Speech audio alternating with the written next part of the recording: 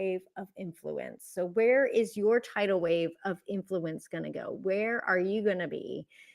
I'm here in Vienna, as I mentioned, and you might be wondering, like, huh? Who is this person? Why should I be listening to her? What's going on? Let me introduce myself. Hi, I'm Elizabeth, and I'm a verbal branding expert, helping you attract attention, wow audiences, and kick imposter syndrome to the curb, because that's never going to help. It's all about getting to yes. Getting to yes, which is absolutely crucial right now. Prices seem to be going up. Everyone's kind of looking and asking you for free stuff. Have you noticed that? That's been kind of on the up right now. Yikes. So if you've experienced that, go ahead and drop a thumbs down if you don't like it, or maybe drop a thumbs up if you love it. Yeah, if you don't like it, but drop a thumbs up if you're ready to see some cash flow in 2024. I know I sure am. I want to see that go up, right? Yeah, the prices are going up. It's really out of control. So that's exactly why I have chosen to discuss this topic with you today, because it's so important that you clarify messaging, get laser focused on your call to action, or CTA, and get to yes. That's what we're talking about today. And so I'm going to start sharing my slides again. And I want you to tell me, do you want some more yes in your life? Do you want more yes in 2024? If yes, give me a thumbs up. Tell me what you want more of. Cash flow? Yes. What are you looking for? What is it that's more important to you? Tell me, because then I know what to talk about, right? This is for you. And I'm going to start sharing my screen again. Double checking over here for comments. And let me know if you can see and hear me. Super. Good. I seem to have a delay on my LinkedIn. Let me see. Excuse me for 1 second. You go ahead and drop those icons. Let me know what's happening. And ta-da! There we are. There is my screen. And I'm double checking LinkedIn. Everything looks good. Good. Nope, that is not. Yes, that is. Good. Right. So let's jump back into it. So this is the first slide. And if you're ready, are you ready for more cash flow, more yes in 2024? Then let's get into it. So here it is, here they are. The 3 steps. I told you it's simple, it's easy, it's 3. 3 is the magic number, right? And to help me remember and to help you remember and make it easy, I went ahead and made it ECM. Is that silly? Is that cool? Is it? How do you feel? I love it. So it's the ECM, it's 3 steps, it's super easy. And I want you, see if you can guess the first step. Let's start with the first one, E. What do you think that E is? And if you're listening on the replay, go ahead and type in, let me know what your guess is. If you're listening live, go ahead and drop a comment. I think I can see them. I haven't seen many comments yet, so go ahead and leave those for me so I can follow along. But in either case, it's all good.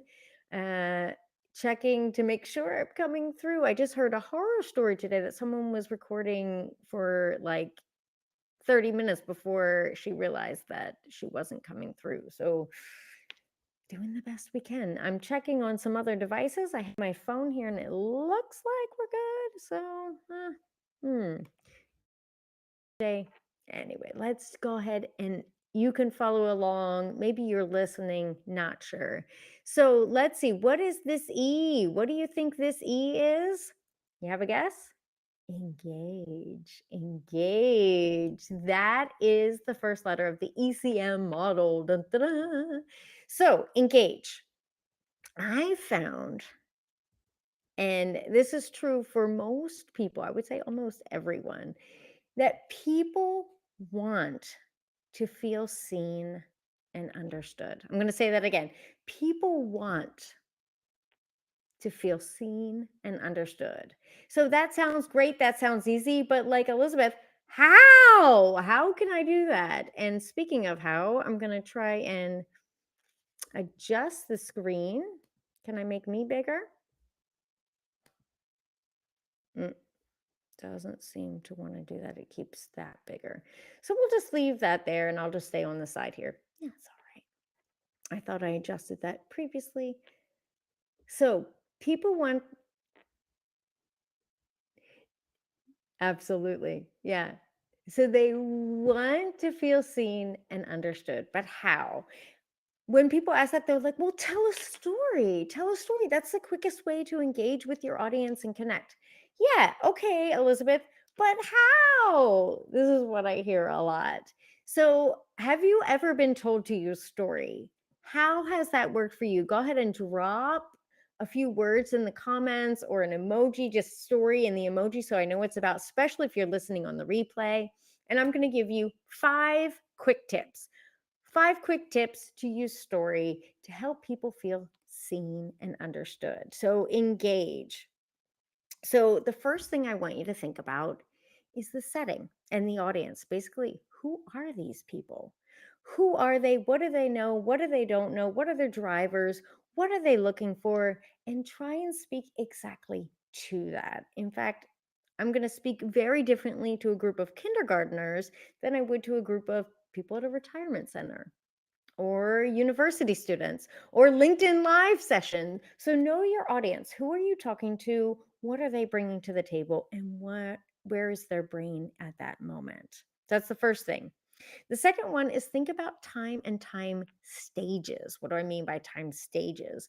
By this, I mean, if I'm lecturing, I'm in the front in a podium, I'm going to have people's attention in a way that's different than if I'm in an elevator, if I'm at a networking party, if I'm at a Christmas party or a New Year's event where everyone's drinking. It's a very different expectation and attention span. So I like to think about this before I go to an event. And I think about, okay, what are the time, how much time do I have? What are the time stages? Do I want to start with a 10-second introduction, something juicy and enticing to make people curious and want to know more? Or do I have an hour and so I want to start with a story, with an image to kind of pull them in, engage them before I get into the heart of the topic? These are things to think about. A LinkedIn session, I have 20 minutes, 20 to 30 minutes here. So I start with a different kind of introduction and a little silliness with the hat for the season. Number 3, when telling a story, and this is something many people skip, focus on the struggle. I mean, especially when it's a personal story, people don't really like to talk about struggle and the ugly and gross parts. Like it's really hard. And yet, when we watch movies, when we read books, we love that part. That's what draws us in. That's what gives us that cliffhanger feeling. So embrace the struggle in your story. These are quick, super quick tips. If you want more information, follow along, leave a comment, ask a question, and we can go deep dives into these. But I'm trying to give a quick overview for you today. And when embracing the struggle, that's what changes a list of facts, maybe a chronological list of facts, into a story, into engagement, into connection, which is exactly what we want. Number 4 on the checklist is always add a personal touch. If you're telling a story about someone else, even a historical figure, a famous person, add a personal touch. What does this mean for you? Why do you think this is important? What did I learn from this situation? Creates better connection instantly.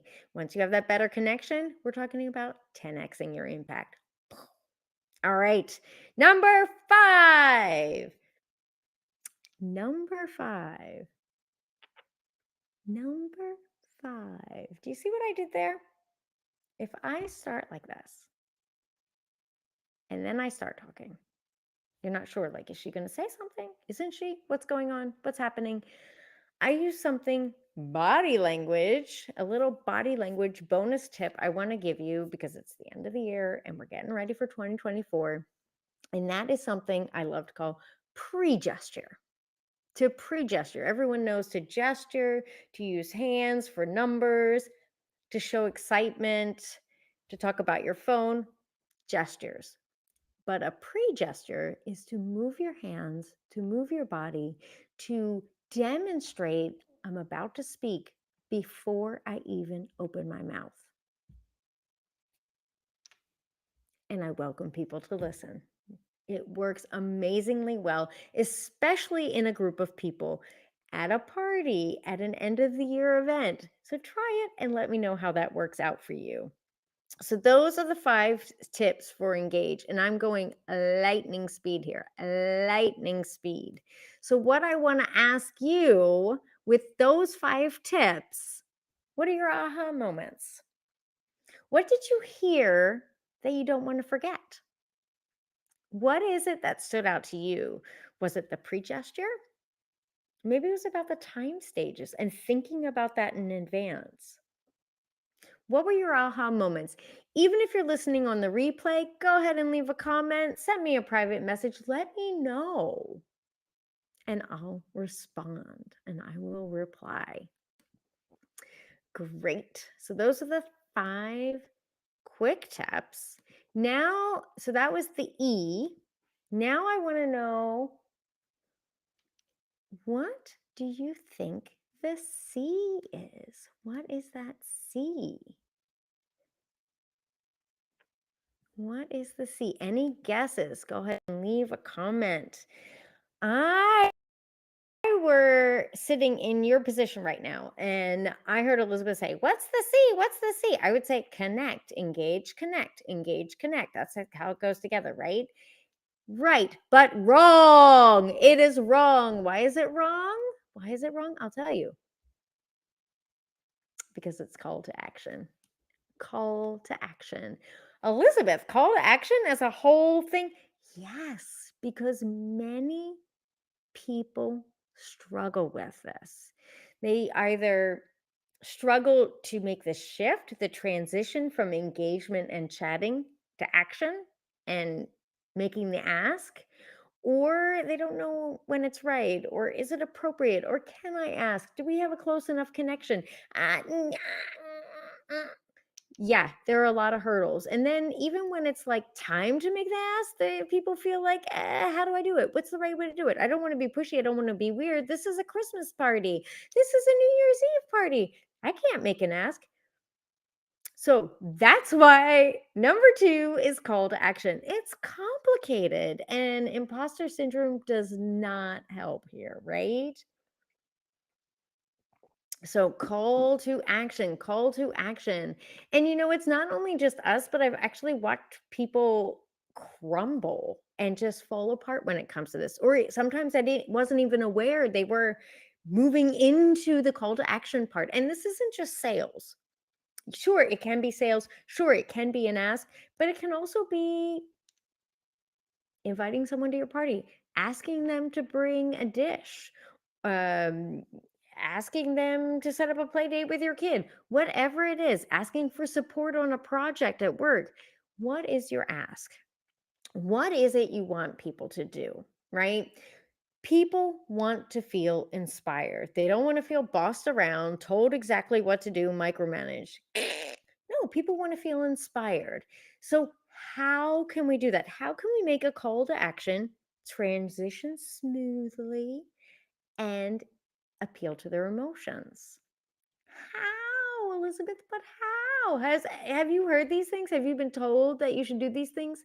Yeah, and it's tough. What things have you been told that are hard? What are some of the biggest struggles either you've experienced or you've seen with making an ask, right? Go ahead and drop those in the comments. I would love to make a whole session just focused on those, because this is tough stuff. This is tough stuff. So go ahead and drop it there. And if you're listening on replay, as I said before, do drop a comment. I'll reply. Promise I will. Yep, I promise I will. I'm just checking around. As I said, I see people are here, but not seeing the comments. So I'm just kind of double checking to make sure everything is copacetic, everything is running smoothly. So this is our call to action. And Yeah, what are some of those tough things? Transitioning into the call to action, what to do if it's a hard no, like, yeah, a lot of things like that. So let's get into it. People want to feel inspired, right? So the first thing I suggest when one wants to make a call to action, the first thing I suggest is getting crystal clear in your mind. What do I want others to do? What should they do? Not, a vague idea like give me money, buy my product, whatever, but like crystal clear. Crystal clear. What do you want them to do? You want them to sign up for the free webinar, sign up for the boot camp, sign up for a strategy session, get a consultation call, or download the free giveaway. Whatever it is, get a clear call to action. Have them say yes to your New Year's Eve party, whatever it is. Get crystal clear what you want them to do, and then start creating a compelling call to action. Okay, but how, Elizabeth? But how? So the first thing I can say is, go back up to number one, engaging with people. Help them feel seen and understood. Use those tips and then move into that call to action phase. So, how can we do it? I can tell you how not to do it. You can probably tell me how not to do it as well. So, let's brainstorm some of those ideas. If you've had some experiences, drop them in the comments. So, number one, don't be vague. Don't be vague about the need. You can be vague about the solution, but not about the need. If um if I give an example, I remember when I was a kid, there was every weekend I would see these infomercials about children that you can save lives using just 2 cents a day. So they were not vague about the need. There were so many photos and images about the need, the desperate need, and statistics and facts. And we'll get into that in a minute, but don't be vague about the need. People are smart. So we want to engage their brain to find a solution, right? Rather than telling them what to do. Let me give another example. um when I tell my daughter, like, oh, pick up the things off the floor, you have to move it, otherwise we'll get hurt and someone will trip and fall. "Yeah, okay, mom." Like, we've all been there, right? Nobody likes that. But what if I say, oh no, the hallway's so messy, what can we do? How can we make it safer? Instantly she has an idea, and she's clever, and she starts picking up the things and choosing a clever place to put them. Oh, mom, I have an idea. I'm going to put them here on the side, nice and pretty. Perfect, right? Yeah, I know. I'm not recommending that you use this with children, but definitely use it in your everyday life.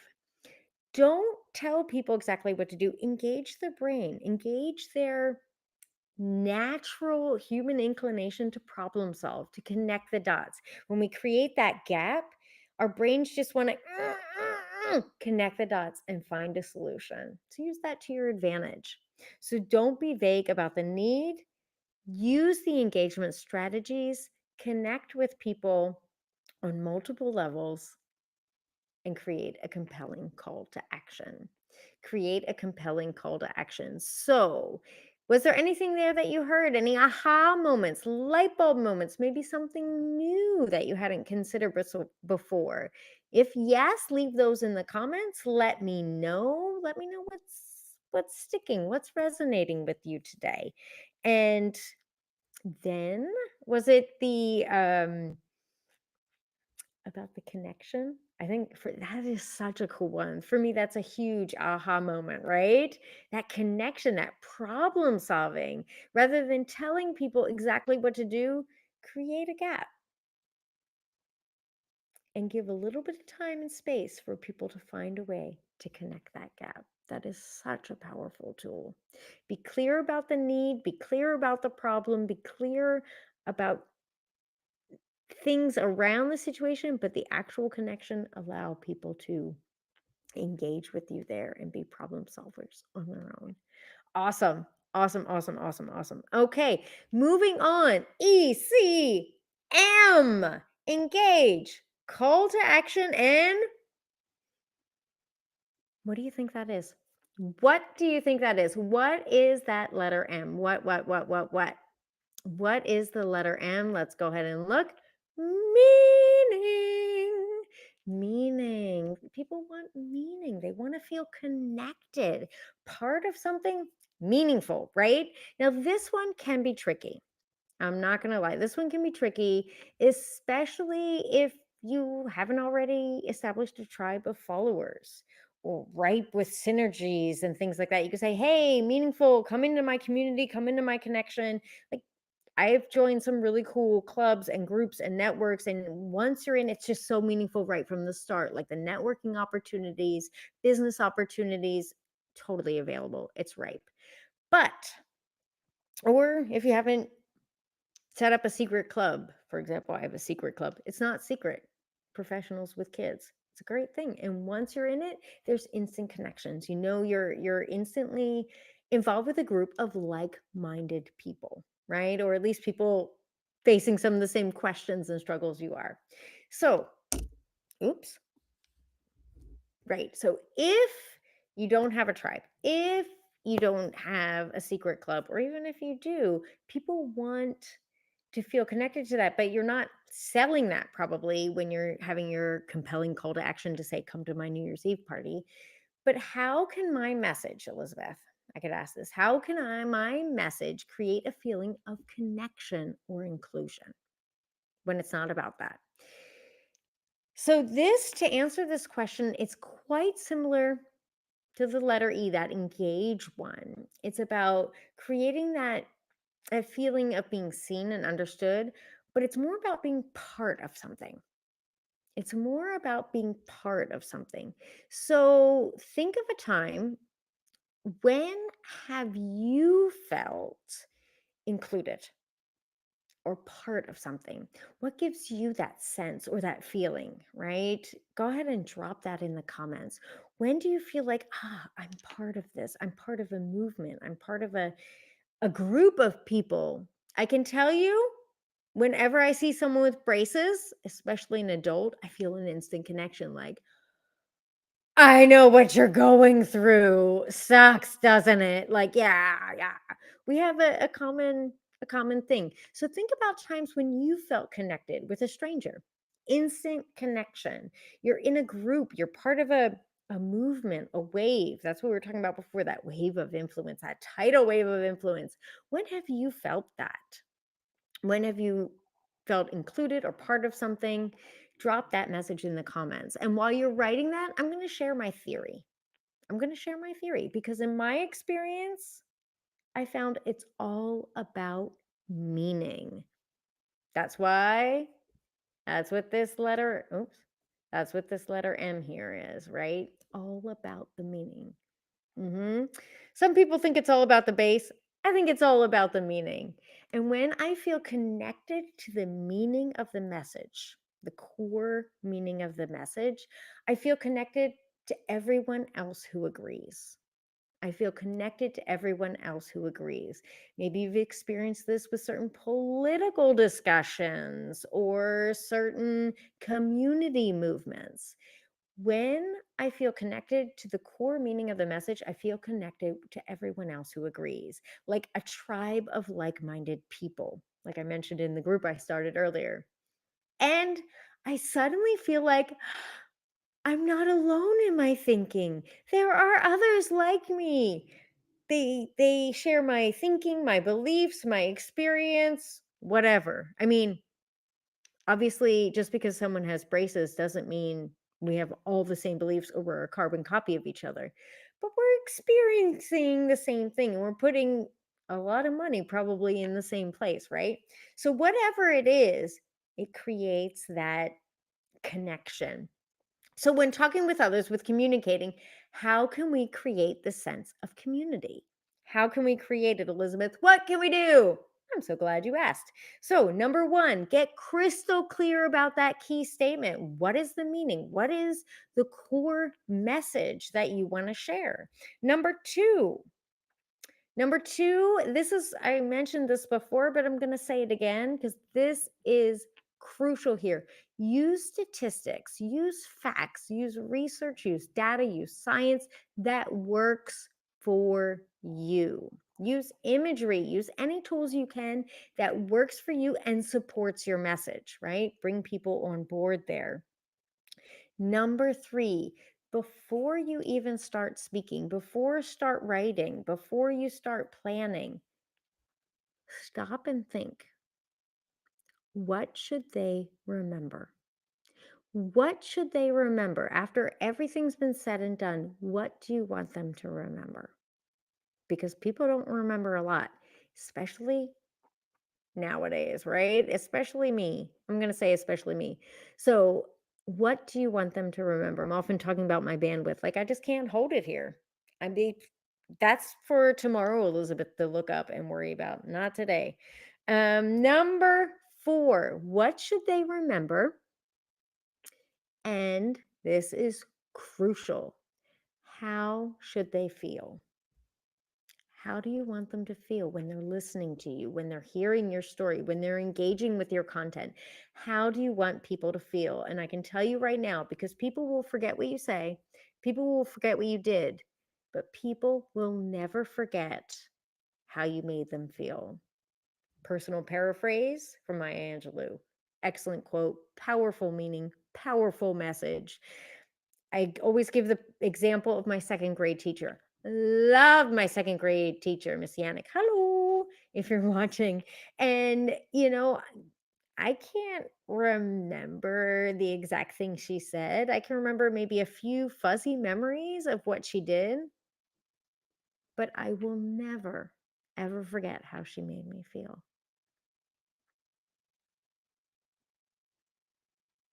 Powerful statement. Powerful statement. Think about your memories.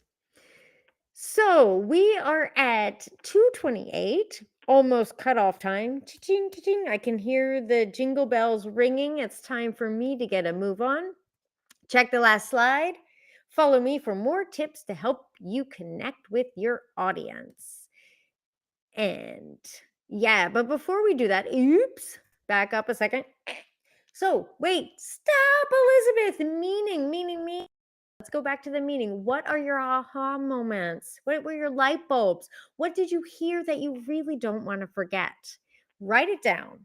Write it down below. Is it about the feeling? I mean, for me, that's a huge aha moment, right? Or is it about the thinking about how connected your key statement is to a sense of belonging? Or have you ever considered that people want to belong to a tribe or whatever it is you're talking about? Yeah, it's interesting, isn't it? What are your aha moments? Go ahead and write them down. So, as I said, there you have it, my not so humbly named ECM principle for no fail messaging. I want you to just pack this in your suitcase, put this in your briefcase, your backpack, however you travel. Take this with you into 2024. You want the notes? I'll send them to you. Just send me a message, drop a comment down below, and just write notes for no fail messaging, and I will totally send it to you. So you can reference this and use this in 2024. So again, wrong button. So follow me for more tips to help you connect with your audience. So if you like it, you love it, then please, oops, what have I done? I pushed. There we go. If you like it, if you love it, then please make sure we're connected on LinkedIn or whichever platform you're using. Click that bell icon so that you'll be notified whenever I'm posting something that you're interested in, something valuable, something you want to know more about. Maybe I'll even use a comment that you left to make an event in the future. Or send me a private message with the words no fail notes, or leave a comment as you wish, and I'll send you the link for the notes from this session. So, this is my final session for 2023. I feel like I just got used to saying 2023 and now I already have to change. Mercy, if you feel me, Give me a heart in the comments or drop that icon. I need it. I need it. So, we're getting ready for 2024, more live sessions, more powerful messaging, and more meaningful connections, more meaningful relationships. I'm looking forward to it, and I'll see you ding, ding, ding, ding, ding, next year. Ciao.